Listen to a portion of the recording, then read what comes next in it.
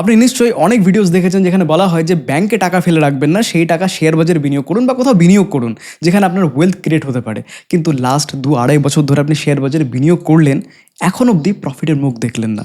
এখন অবধি আপনার পোর্টফোলিও নেগেটিভে রয়েছে, রিকভার এখন অবধি করেনি, মার্কেটও তো রিকভার করেনি। তো আপনার সাথে যে ঘটনাটা ঘটেছে, যদি আপনি লাস্ট 2-2.5 বছর থেকে শুরু করেছেন, তাহলে ম্যাক্সিমাম মানুষের সাথে এই একই ঘটনা ঘটেছে। কি ঘটনা? আপনি বিনিয়োগ করলেন, শেয়ার বাজার পড়ে গেল। অনেকটা সময় দিলেন শেয়ার বাজারে, ভাবলেন যে রিকভার করবে, বাট রিকভার করলো না। অনেক রকম নিউজ, কখনো জিওপলিটিক্যাল টেনশন, তো কখনো আর্নিংস রিপোর্ট খারাপ, তো কখনো অন্য কোনো কারণ।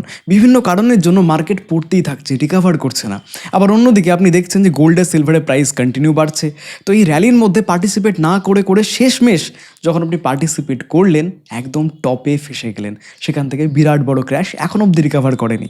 আবার অন্যদিকে যদি আপনি বিটকয়েনে বিনিয়োগ করেন, তাহলে সেখান থেকেও বেশ একটা বড় ধরনের ক্র্যাশ বা কারেকশন আমরা বিটকয়েনেও দেখেছি। তো যে কোনো অ্যাসেট ক্লাস যেটা ব্যাংকের থেকে বেশি রিটার্ন দেয় বলে এরকমভাবে জানা যায়, প্রত্যেকটা অ্যাসেট ক্লাস সেরকমভাবে রিটার্নই আমাদেরকে দেয়নি। এই টাকাটায় যদি ব্যাংকে ফেলে রাখতাম, এফডি করে রাখতাম, তাহলে এর থেকে অ্যাটলিস্ট বেশি আমরা রিটার্ন পেতাম। এই চিন্তাভাবনায় অনেকের মাথার মধ্যে ঘোরাঘুরি করছে। সেই কারণে আপনি দেখবেন যে মিউচুয়াল ফান্ডে যে এসআইপি সেটা স্টপ করছে, বিনিয়োগ বন্ধ করছে। শেয়ার বাজার নিয়ে ইন্টারেস্ট আর সেরকম কেউ দেখাচ্ছে না। বা এখন এই মুহূর্তে আবার নতুন একটা প্রবলেমস, ইসরায়েল ইউএস ইরানের উপর অ্যাটাক করছে, তার যে মেন লিডার তাকে উড়িয়ে দিয়েছে। তো এই যে যুদ্ধের বাতাবরণ চলছে, ওয়ার চলছে, এই ক্ষেত্রে আবার কন্টিনিউ মার্কেট পড়তে পারে বলে অনেকে আশঙ্কা। যে ভাই 2-2.5 বছর ধরে কোনো রিটার্নে দেখছি না, আবার নতুন করে ডোনাল্ড ট্রাম্প যবে থেকে এসছে তবে থেকে তো একদম মার্কেট রোলার কোস্টার রাইড, ও নিজের মতো করে মার্কেট চালনা করছে। এখন আবার ওয়ারের সিচুয়েশন, যুদ্ধের বাতাবরণ, আবার মার্কেট পড়বে। রিকভার কবে করবে, কবে প্রফিটের মুখ দেখবো, এই ধরনের চিন্তাভাবনা মানুষের মধ্যে ঘোরাঘুরি করছে। এবং তার দরুন এখন আপনারা যারা ভিডিওটা দেখছেন, অনেকেই হয়তো ভুল সিদ্ধান্ত নিতে চলেছেন। তো যে কারণে আজকের এই ভিডিওটা আপনার জন্য, যারা ভাবছেন যে বিনিয়োগ বন্ধ করে দেবেন, তাদের জন্য খুব ইম্পর্টেন্ট।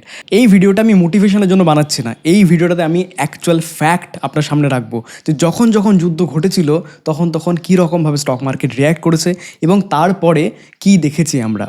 আর এখন যে যুদ্ধটা চলছে, এটা যদি কন্টিনিউ হতে থাকে, তাহলে তার দরুন আমাদের শেয়ার বাজারে কী ইম্প্যাক্ট পড়তে পারে। এবং শুধু তাই নয়, আমি এটাও আলোচনা করব যে এই মুহূর্তে কোন সেক্টরে এবং অনেক দিন পর কোন স্টকে আমরা অপরচুনিটি দেখতে পারি। চার্ট অ্যানালাইসিস করে আপনাদের সামনে রাখবো, শুধুমাত্র এডুকেশন পারপাসে সেই চার্ট অ্যানালাইসিস করে আপনাদের সামনে রাখবো। খুবই ইন্টারেস্টিং লাগছে সেই স্টকের চার্টটা দেখতে, এবং সেখান থেকে এডুকেশন কিছু নেওয়ার রয়েছে আপনার, যে কারণেই এই ভিডিওটা আমি বানাচ্ছি।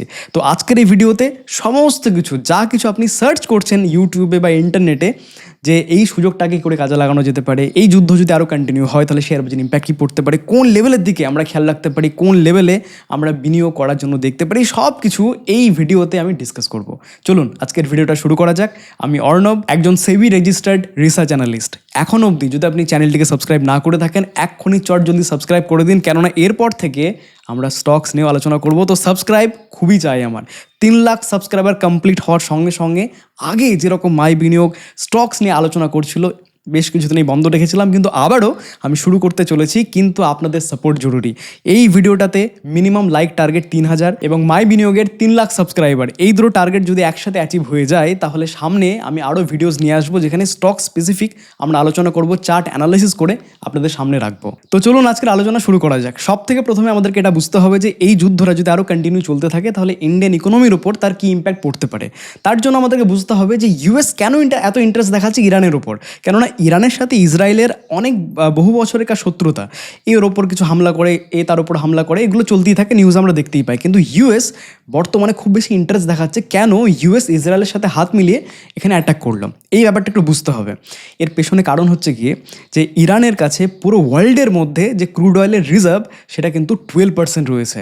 যদিও উত্তোলন সে 3-4% করে, যেটা ম্যাক্সিমাম চায়না কনজিউম করে। এটাও একটা থিওরি যে চায়না ম্যাক্সিমাম কনজিউম করে, এবং যেহেতু তার কাছে একটা বড় পোর্শন ক্রুড অয়েলের মজুত রয়েছে, যেটা র্যাঙ্কিং ওয়াইজ যদি আমি বলি তাহলে ফার্স্ট রয়েছে ভেনিজুয়েলা, যেটাকে তারা অ্যাটাক করে তাকে ক্যাপচার করে নিয়েছে।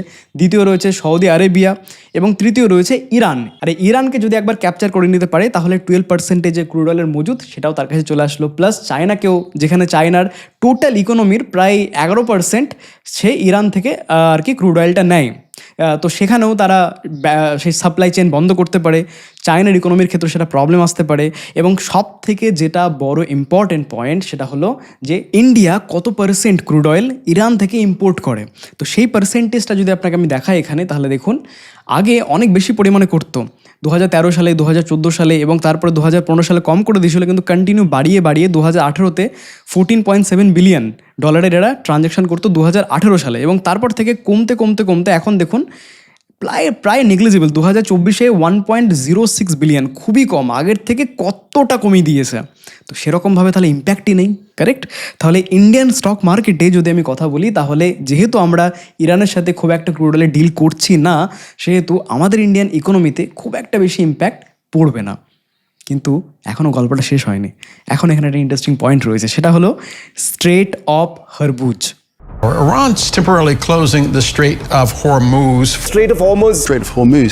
No ship is allowed to pass the Strait of Hormuz. Strait of হরমুজটা কি? এটা হলো ক্রুড অয়েলের একটা ট্রান্সপোর্টেশন রুট, যেটা সমুদ্রের তল দিয়ে আসে। এই রুটের মাধ্যমে বিভিন্ন কান্ট্রিতে ক্রুড অয়েল পৌঁছায়। এবং এই যে জায়গাটা রয়েছে, এই যে এরিয়াটা স্ট্রেট অফ হরমুজ, এটা 3টে কান্ট্রি কন্ট্রোল করে। প্রথমত UAE, দ্বিতীয়ত ইরান এবং তৃতীয়ত ওমান। এই 3টে কান্ট্রি কন্ট্রোলে রয়েছে এই জায়গাটা। এবারে ইন্ডিয়ার ওপর এটা ইম্প্যাক্ট কী পড়তে পারে? ইন্ডিয়াতে যত ক্রুড অয়েল আছে তার 40-50% এই রুটের মাধ্যমে আসে। এবারে বুঝতে পারলেন তো কতটা ইম্পর্টেন্ট। আর যখনই কোনো ঝামেলা হয়, কিছু একটা যুদ্ধের বাতাবরণ হয়, এর আগেও যখন ইরানের সাথে কোনো ঝামেলা হয়েছে, তখন সঙ্গে সঙ্গে তারা এই রুটটা বন্ধ করে দেয়, যাতে ক্রুড অয়েলের প্রাইস হু করে বাড়তে পারে। এবং তাদের বিভিন্ন ইকোনমি, যারা আশেপাশে ইকোনমি রয়েছে, তারা প্রবলেমে পড়তে পারে। এবং এই যুদ্ধ থামানোর জন্য প্রত্যেকটা লিডার যেন বলে যে প্লিজ যুদ্ধটা থামিয়ে যাও, প্রত্যেকের ইকোনমির ক্ষতি হচ্ছে। তো এইটা একটা বিরাটভাবে ওরা আর কি প্লে আউট করে। তখন দেখা যাক যে এই স্ট্রেট অফ হরমুজের জন্য কতটা ঝামেলা হতে পারে সামনের দিনে। তো আপনি বুঝতে পারলেন নিশ্চয় যে ইন্ডিয়ার ইকোনমিতে সব থেকে বড় যে বিষয়টা সেটা হলো স্ট্রেট অফ হরমুজ। এই যুদ্ধ যদি আরও কন্টিনিউ চলতে থাকে, তাহলে ইন্ডিয়ার ইকোনমিতেও এর নেগেটিভ ইম্প্যাক্ট পড়বে ক্রুড অয়েলের প্রাইসের স্পাইক আপের জন্য। সাপ্লাই চেইন ডিসরাপ্ট হবে, ক্রুড অয়েলের প্রাইস আরও বাড়বে, ট্রান্সপোর্টেশনের কস্ট বাড়বে, ইনফ্লেশন বাড়বে। আর এই সব কারণের জন্যই ইন্ডিয়ান স্টক মার্কেটে সামনের দিনে আরও বেশি কারেকশন আমরা দেখতে পারি। আপনি ভাববেন যে এই ভিডিওটা তো শুরু করেছিলাম কিছু পজিটিভ নোটস পাবো বলে, কিন্তু আপনি তো আমাকে আরোই চিন্তায় ফেলে দিলেন। এই ভিডিওটা দেখার পর থেকে আমি যেটা ভাবছিলাম যে আমার পোর্টফোলিওর নেগেটিভ থেকে কখনো তো একটু পজিটিভে আসবে, সেই চিন্তাটাই এবারে ছেড়ে দিতে হবে মনে হচ্ছে। এবার সত্যি মনে হচ্ছে এই সব কিছু বেচে স্টক মার্কেট থেকে পালিয়ে গিয়ে FD করা বেশি ভালো। চিন্তা করবেন না, এই ভিডিওটা আমি সেরকম কারণের জন্য বানাইনি। আপনাকে এই ভিডিওতে আমি বলেছিলাম যে ডেটা দেখাবো। দেখুন এই যে যুদ্ধটা চলছে, এটা কি প্রথমবার হচ্ছে? এর আগে কি মার্কেট এরকম ধরনের যুদ্ধ দেখেনি? এর আগেও 3 বা 4 বার এরকম ঘটনা ঘটেছে যেখানে মার্কেট কারেকশন করেছে, যুদ্ধের জন্য কারেকশন করেছে। কত পার্সেন্ট কারেকশন করেছে সেটাও দেখতে হবে, এবং তারপরে কতটা সময় লেগেছে রিকভার করতে, সেই সব ডেটাগুলো লাগবে তো বুঝতে। তবেই তো আপনি কনফিডেন্ট পাবেন, যে আপনি বুঝতে পারবেন অ্যাকচুয়ালি যে হিস্ট্রি আমাদেরকে আগে কী দেখিয়েছে, সেই হিসেবে আপনি সিদ্ধান্ত নিতে পারেন। এমন না যে যুদ্ধ হয়েছে সব কিছু পড়ে যাবে, ক্র্যাশ করে যাবে, 30-40% পড়ে যাবে, এর থেকে খারাপ কিছু আর হবে না, এমন ভাবলে হবে না। একটু দেখুন, আপনাকে কিছু আমি ডেটা দেখাই। তো এই যে ডেটা আপনি দেখছেন, এটা হলো ইন্ডিয়ান স্টক মার্কেটের রিয়াকশন যখন মেজর গ্লোবাল ওয়ার্ডস হয়েছিল তখন। তো এরকম ধরনের সিচুয়েশান আমরা 1, 2, 3, 4, 5 বার দেখেছি হিস্ট্রিতে। 5 বার এরকম সিচুয়েশান দেখা গেছে। তার মধ্যে থেকে গলফ ওয়ার যেটা 1990-তে হয়েছিল, সেখানে মার্কেট ক্র্যাশ করে গেছিলো প্রায় 32%। কেননা সেই সময় মার্কেট এতটা বেশি ইনফরমেশন ছিল না, ডাইজেস্ট ছিল না, এবং এই যে গলফ ওয়ার সেখানে একদম ডাইরেক্ট ইম্প্যাক্ট ফেলেছিল আমাদের ক্রুড অয়েলের ক্ষেত্রে, যার ফলে মার্কেটে যে রিয়াকশান ছিল সেটা অনেক বেশি ফাস্ট ছিল। 32% কারেকশন করেছিল। 40 থেকে 60 ডেজের মধ্যে বটম আউট হয়ে গিয়েছিল, মানে যে লেভেল থেকে ছিল সেই লেভেল থেকে কন্টিনিউ কারেকশন করেছিল। 45 থেকে 60 দিন 32% কারেকশন করেছিল, এবং তারপরে বটম আউট হয়ে গিয়ে তারপরে র্যালি দিতে শুরু করেছিল, বাড়তে শুরু করেছিল, এবং 47% র্যালি দেয়। সেখানে প্রায় 9 থেকে 10 মাস লেগেছিল তার বটম থেকে মানে যেখান থেকে ক্র্যাশ করেছিল সেই লেভেল থেকে আবার অল টাইম হাই যেতে 9 থেকে 10 মাস টাইম লেগেছিল, বাট 47% স্টক মার্কেটে র্যালি আমরা পাওয়া যায়। এরপরে ইরাকের যে যুদ্ধটা হয়েছিল সেটা 2003 সালে হয়েছিল মার্চ মাসে। 12% তার পিক থেকে কারেকশন করে গিয়েছিল যুদ্ধের সময়। 20 থেকে 25 দিনের মধ্যে কারেকশনটা দেখেছিলাম আমরা, কিন্তু তারপরে রিকভার হতে টাইম লেগেছিল মাত্র 60 থেকে 90 দিন, মানে 2 থেকে 3 মাসের মধ্যে রিকভার করে গেছিলো। 14% সেখান থেকে জাম্প আমরা মার্কেটে রিকভারে দেখি। তারপরে রাশিয়া ইউক্রেন ওয়ার, এটা তো নিশ্চয়ই অনেকেই যারা শেয়ার বাজারে লাস্ট 3-4 বছর ধরে রয়েছেন তারা প্রত্যেকেই এই জিনিসটা দেখেছেন। রাশিয়া ইউক্রেন ওয়ারের ক্ষেত্রে কী হয়েছিল, 20 থেকে 30 দিনের মধ্যে মার্কেট প্রায় 16% পড়ে গেছিলো। 18,600 থেকে 15,200 লেভেল অবধি পড়ে গেছিলো, যেখান থেকে মার্কেট রিকভার করেছিল নেক্সট 5 মাসের মধ্যে 22% তখন র্যালি মার্কেটের মধ্যে আমরা দেখতে পাই, এবং তারপরে অল টাইম হাই মার্কেটে চলে যায়। এবং 2023 সালে অক্টোবর মাসে ইসরায়েল এবং হামাসের ওয়ার, এটাও দেখেছি আমরা। সেখানে 5% মার্কেট তার যে লেভেলে আমরা যে সিচুয়েশন হয়েছিল, যুদ্ধের যে খবরটা পেয়েছিলাম, সেখান থেকে 5% মার্কেট পড়ে গেছিলো। 7 থেকে 10 দিনের মধ্যে এই 5%টা পড়েছিল, এবং নেক্সট 1 মাসের মধ্যে সেটা রিকভার করে যায়। 6% র্যালি আমরা সেখান থেকে দেখি। এবং তারপরে জুন 2025 সালের দিকে আমরা নিউজ পেয়েছিলাম ইসরায়েল এবং ইরানের মধ্যে যুদ্ধ হচ্ছিল। এতটা ভয়াবহ তখন হয়নি, ইউএস তখনও আসেনি, কিন্তু তখনও ইসরায়েল এবং ইরানের মধ্যে একটা যুদ্ধ হচ্ছিল। সেখানে 3 থেকে 4% মার্কেট ফল করে 3-4-5 দিনের মধ্যে, এবং তারপরে নেক্সট 15-20 দিনের মধ্যে রিকভার করে যায় +4% আর কি। তো দেখুন এখানে পুরো হিস্ট্রি দেওয়া রয়েছে, ঠিক আছে। তো এখানে যেটা হিস্ট্রিক্যাল প্যাটার্ন কি আমাদেরকে বলছে সেটা একটু ভালো করে যদি দেখা যায়, তাহলে অ্যাভারেজ যে ওয়ার কারেকশন হয় সেটা মোটামুটি 8 থেকে 18% অ্যাভারেজ হয় আর কি। যতগুলো ওয়ার আমরা দেখলাম সেখানে যদি অ্যাভারেজ নেওয়া হয় তাহলে 8 থেকে 18% এটা দেখাচ্ছে এরকম ধরনের কারেকশন করে। তার মানে কি, তার মানে ক্র্যাশ তো কখনোই করে না। হিস্ট্রিতে এরকম কখনো বার দেখা যায়নি যে 30%-এর বেশি মার্কেট পড়ে গেছে। যদি 30%-এর বেশি মার্কেট পড়ে যায় তাহলে তাকে আমরা বলবো ক্র্যাশ। যেরকম 2020 সালে দেখেছিলাম, 2000 সালে দেখেছিলাম, 2008-এ দেখেছিলাম, তখন সেগুলো হচ্ছে ক্র্যাশ। কিন্তু ক্র্যাশ হওয়ার সম্ভাবনা একদম নেই, হিস্ট্রি আমাদেরকে এটাই বলছে। এরপরে অ্যাভারেজ ডেজ টু বটম, যেখান থেকে যুদ্ধ শুরু হলো সেখান থেকে যেটা পড়লো, যে বটম তৈরি হলো, সেটা কত দিনের মধ্যে আর কি বটম তৈরি হতে পারে। 15 থেকে 40 দিনের মধ্যে হিস্ট্রি বলছে 15 থেকে 40 দিনের মধ্যে বটম তৈরি হওয়ার সম্ভাবনা থাকে। মানে আপনি ধরে নিন 1.5 মাসের মধ্যে বটম আউট হয়েই যায়, ইউজুয়ালি হিস্ট্রি সেটা দেখাচ্ছে আর কি। অ্যাভারেজ রিকভারি টাইম 1 থেকে 5 মাস। যে লেভেলে বটম আউট হলো সেখান থেকে আবার অল টাইম হাই যেতে বা সেখান থেকে আবার রিকভার করতে, যে লেভেলে নিউজটা এসেছিল সেই লেভেলটাকে ক্রস করতে 1 থেকে 5 মাস মতো টাইম লাগে, এটা হিস্ট্রি বলছে। তাহলে ম্যাক্সিমাম যদি ধরেই নিই যে খুবই খারাপ সিচুয়েশন চলে আসলো, এর আগে যেরকম গালফ ওয়ার বলুন, বাকি যেগুলো আরও খারাপ সিচুয়েশন এসেছিলো, সেই ক্ষেত্রেও আমরা ধরে নিতে পারি যে ম্যাক্স টু ম্যাক্স 5 থেকে 6 মাসের মধ্যে রিকভার করতে পারে, কারেক্ট? তাহলে কি এবারে ভয়টা কমলো আপনার? এবারে চিন্তাটা কমলো? দেখুন যুদ্ধের ক্ষেত্রে সিচুয়েশন কোন দিকে গড়ায় সেটা বলা যায় না, হতে পারে যে আরও খারাপ কিছু আমরা দেখতে পাচ্ছি, সেখান থেকে আর একটু টাইম হয়তো লাগতে পারে। কিন্তু প্রত্যেকবার মার্কেট দেখিয়েছে যে কখনো না কখনো যদি খুবই খারাপ সিচুয়েশান আসে, মার্কেট যদি 60%ও পড়ে যায়, সেখান থেকেও মার্কেট রিকভার করে। সুতরাং যদি আপনি ভেবে থাকেন যে আমাদের এফডি বেশি ভালো ছিল, সেভিংসে টাকা ফেলে রাখা বেশি ভালো ছিল, তাহলে আপনাকে আমি সাজেস্ট করব যে মার্কেট সম্পর্কে আরও ভালো করে ডিপ স্টাডি করুন। মার্কেটে এরকম অনেক সময় গেছে যেখানে 2 বছর 3 বছর কোনো রিটার্ন পাওয়া যায় না, কিন্তু নেক্সট 1 বছর সেই বাকি 2-3 বছরের যে রিটার্ন সেটা পুরোটা দিয়ে দেয় মার্কেট। বারবার হিস্ট্রি আমাদেরকে এটা দেখিয়েছে, বারবার বিভিন্ন ডেটা নিয়ে, চার্ট নিয়ে আপনাদের সামনে আমি অ্যানালাইসিস করে রেখেছি। এর আগে মাইবিনোকে যে ভিডিওসগুলো রয়েছে সেগুলো আপনি চাইলে দেখতে পারেন, সেখানে আমি ডেটা নিয়ে আলোচনা করেছি। ভিডিও ডিসক্রিপশনে চলুন আমি একটা এরকম ভিডিওর লিঙ্ক দিয়ে রাখবো, যেটা দেখলে আপনি পুরোটা ক্লিয়ার করতে পারবেন যে মার্কেটের প্রিভিয়াস হিস্ট্রি কী বলে, মার্কেট কী রকমভাবে রিয়্যাক্ট করে, নেচার কি মার্কেটের নেচার আপনাকে বুঝতে হবে। তাই বেশি চিন্তাভাবনা ছাড়ুন, মার্কেটে এই যুদ্ধের সময়ও ডেটা বলছে বিনিয়োগ অবশ্যই করুন। এতটা সময় যখন মার্কেটে দিয়েছেন, আর একটু সময় দিন না, দেখুন না যে কি হচ্ছে। এবারে যদি আমরা মার্কেটের অ্যানালাইসিস করতে যাই, আমি চার্টটা একবার খুলে নিই। তো আমি এখানে নিফটির উইকলি চার্ট আপনাদেরকে দেখাই। এটা হলো 50 EMA, এটা হলো 100 EMA, এটা হলো 200 EMA। যখন মার্কেট কারেকশন করে তখন ফার্স্ট সাপোর্ট হবে 50 EMA, সেটাকে ব্রেক ডাউন করলে 100 EMA, সেটাও যদি ব্রেক ডাউন হয়ে যায় তাহলে 200 EMA আলটিমেট সাপোর্ট হিসেবে কাজ করে। এর আগেও আমরা যদি প্রিভিয়াস হিস্ট্রি দেখি, বারবার এই ঘটনাটাই দেখেছি। রিসেন্টলি যদি আমরা দেখি তাহলে সেটাও আমরা দেখলাম, এখান থেকে যে কারেকশনটা করলো 50 EMA-তে সাপোর্ট নিল, বাড়লো, আবার কারেকশন করলো, 50 EMA-তে সাপোর্ট নিল, এখান থেকে বাড়লো, আবার কারেকশন করলো, 50 EMA-তে সাপোর্ট নিল, বাড়লো, ব্রেক ডাউন করে দিল। এবারে কোথায় সাপোর্ট নেবে? 100 EMA। এখান থেকে কারেকশান করে 100 EMA সাপোর্ট নিয়ে আবার বাড়লো, সেখান থেকে আবার কারেকশান করলো, যদিও তবুও আবারও 100 EMA সাপোর্ট নিয়ে এখান থেকে আবার সুন্দরভাবে মার্কেটে রিকভারি আমরা দেখলাম। বাট সেখান থেকেও কারেকশান করছে, 50 EMA সাপোর্ট নিয়ে আবার বাড়ছে, সেখান থেকেও কারেকশান করলো, 50 EMA সাপোর্ট নিয়ে আবার বাড়লো। কিন্তু আবার যখন কারেকশান করছে, এরপরে যদি 50 EMA সাপোর্ট না নেয়, এটাকে যদি ব্রেক ডাউন করে দেয়, তাহলে কোথায় আসবে আপনারা সবাই বলুন?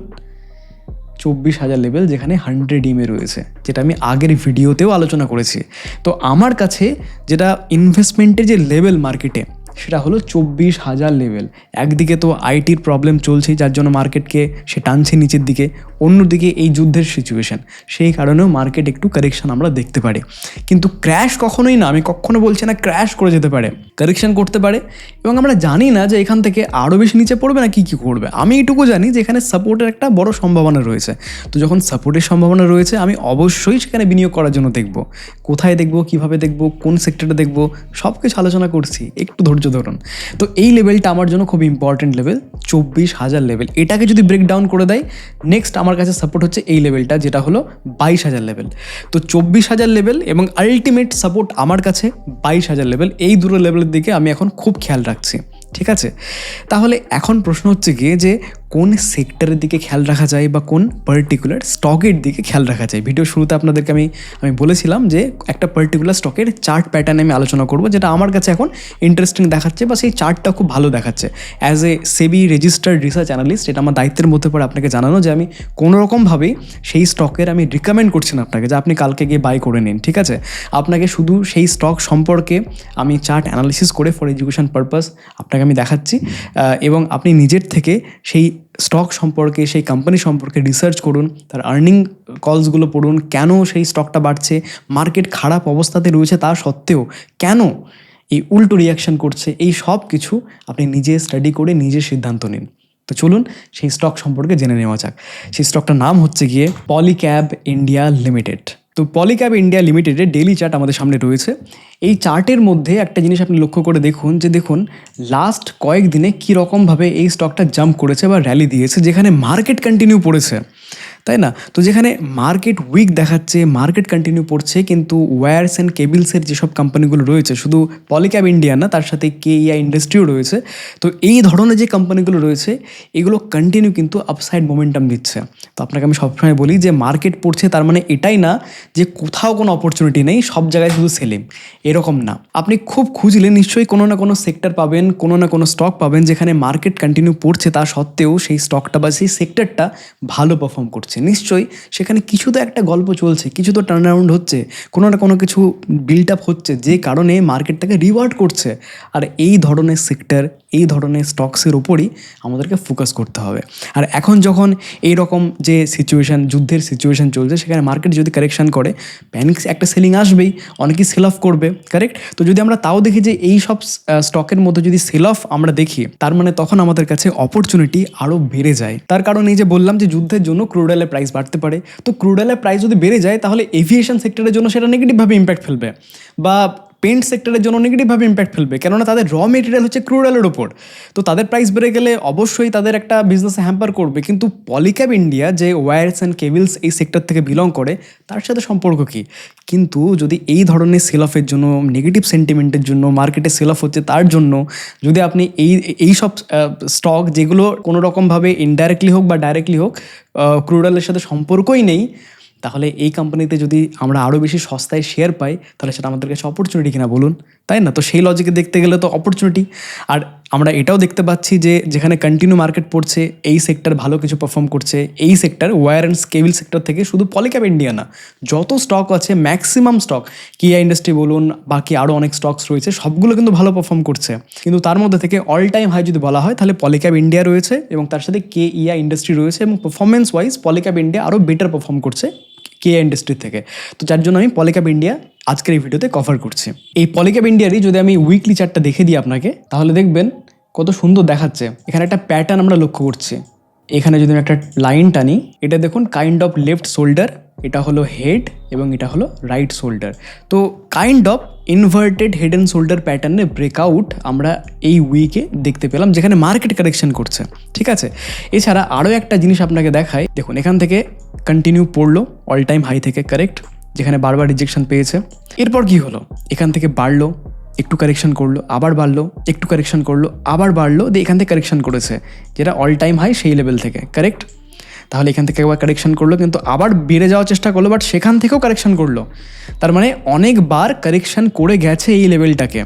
এবং লাস্ট টাইম যেখানে কারেকশন করেছিল তখন আপনি ভালো করে লক্ষ্য করে দেখবেন যে এই যেটা ছিল তার লাস্ট সুইং, সেইটাকেও ব্রেক ডাউন করে দিয়েছে। এই ক্যান্ডেলে, রেড ক্যান্ডেলে ব্রেক ডাউন করে দিয়েছে। যখন এই ধরনের ব্রেকডাউন আমরা দেখি, টেকনিক্যাল অ্যানালিসিস কী বলে? আরও বেশি পড়া উচিত, কারেক্ট? কিন্তু হলো তার উল্টো। এখান থেকে আবার ডিকভার করলো এবং এখান থেকে যে লেভেলে সেলার অ্যাক্টিভ ছিল 3 সপ্তাহ ধরে কন্টিনিউ বড় বড় রেড ক্যান্ডেলে এই শেয়ারের প্রাইসটাকে নিচে নামিয়েছে, উল্টে তারা ডিফিট হয়ে গেল, বায়াররা এখানে উইন হয়ে গেল। কন্টিনিউ 3 দিনের মধ্যে 3-4টে ক্যান্ডেলের মধ্যে, বড় বড় গ্রিন ক্যান্ডেলের মধ্যে সেটাকে পুরো রিকভার করে ফেললো এবং ফ্রেশ ব্রেকআউট দিয়ে দিল। তার মানে প্রাইস অ্যাকশন ওয়াইজও এই স্টকের চার্টটা স্ট্রং দেখাচ্ছে। আমরা তো মার্কেটের সাথে রিলেটিভ স্ট্রেংথ দেখলাম, মার্কেট পড়ছে, কিন্তু এই স্টকটা অল টাইম হাইয়ের কাছে রয়েছে। খুবই কম স্টক অল টাইম হাইয়ের কাছে রয়েছে, বা খুবই কম সেক্টর অল টাইম হাইয়ের কাছে রয়েছে বা বাড়ছে। এরকম অনেক স্টক রয়েছে যেগুলো তার অল টাইম হাই থেকে অনেক নিচে পড়ে রয়েছে, কিন্তু তার মধ্যে থেকে এই sector, wires and cable sector, এবং তার থেকে এই পলিক্যাব ইন্ডিয়া, এই স্টকটার চার্ট প্যাটার্ন কিন্তু স্ট্রং দেখাচ্ছে, যে কারণে আজকের এই ভিডিওতে এই স্টকটা নিয়ে আলোচনা করলাম। তো অনেক দিন পর স্টক রিলেটেড আলোচনা করলাম, অনেক দিন পর মার্কেট নিয়ে আলোচনা করলাম। এই যে যা কিছু ফেয়ার চলছে চারিদিকে, আপনি যখনই মোবাইল খুলে দেখবেন, ইউটিউব দেখবেন বা নিউজ দেখবেন, সব সময় দেখবেন নেগেটিভ আর নেগেটিভ। তো এত কি ভয় পাওয়ার কোনো কারণ রয়েছে? ডেটা নিয়ে সমস্ত কিছু আলোচনা করে দেখালাম যে কী কারণে অ্যাটাক হচ্ছে, তার পেছনে আসল কারণ কি, ইউএস কেন এত ইন্টারেস্ট দেখাচ্ছে, ইন্ডিয়ান স্টক মার্কেটে তার নেগেটিভ ইম্প্যাক্ট কীভাবে পড়তে পারে, এই যদি যুদ্ধটা আরও বেশি কন্টিনিউ করতে থাকে তাহলে কতটা অবধি কারেকশন আমরা ম্যাক্সিমাম দেখতে পারি, এবং কোন লেভেলে সাপোর্ট এরিয়া রয়েছে, কোথায় অপরচুনিটি রয়েছে বিনিয়োগ করার, সব কিছু আমরা আলোচনা করলাম আজকের একটা ভিডিওতে। একটু বড় হবে ভিডিওটা, বাট আমার মনে হয় এই ভিডিওটা দেখার পর আপনার মধ্যে যে ভয় ছিল, যেটা ভাবছিলেন যে মার্কেট থেকে উঠিয়ে নেব টাকা, ছেড়ে চলে যাব, সব থেকে ভালো এফডি ছিল, আশা করছি এবারে আপনি সিদ্ধান্তটা একটু রিথিঙ্ক করবেন এই ভিডিওটা দেখার পর। তবে একটা ছোট্ট রিকোয়েস্ট, এই ভিডিওটা দেখার পর যদি আপনার চিন্তা একটু হলেও কম করতে পেরেছি, যে ভয়টা ছিল সেটাকে যদি আমি তাড়াতে পেরেছি, যেটা ভাবছিলেন যে মার্কেট থেকে আর রিটার্ন নেই, মার্কেট থেকে ছেড়ে যাওয়া সব থেকে বেস্ট হবে, এফডি করা বেশি বেস্ট হবে, এই চিন্তার মধ্যে যদি আমি পরিবর্তন নিয়ে আসতে পেরেছি এই ভিডিওটার মাধ্যমে, তাহলে এই ভিডিওটাকে আপনার ভালোবাসা দেবেন। এই ভিডিওটাকে অন্তত একটা লাইক করুন, যেটা আপনার জন্য একদম ফ্রি, কিন্তু এই ভিডিওটার জন্য অনেক বেশি গুরুত্বপূর্ণ, যাতে আরও অনেক মানুষের কাছে ভিডিওটা পৌঁছে যায়।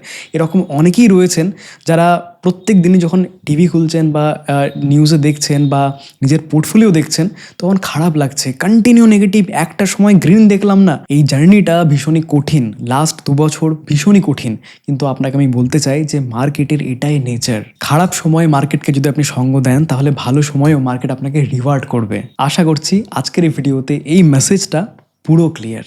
আর যাওয়ার আগে যদি আপনি এখন অবধি সাবস্ক্রাইব না করে থাকেন, তাহলে এখনই সাবস্ক্রাইব করে দিন, কেননা যখনই মাই বিনিয়োগে 3 লাখ সাবস্ক্রাইবার কমপ্লিট হয়ে যাবে, আমি আগের ফর্মে যেরকমভাবে স্টক রিলেটেড ভিডিওস আগে বানাতাম, সেরকম নিয়ে স্টক নিয়ে আলোচনা করব।